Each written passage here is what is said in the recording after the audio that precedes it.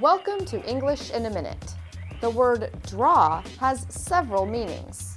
One is to make pictures. Another is to drag or pull.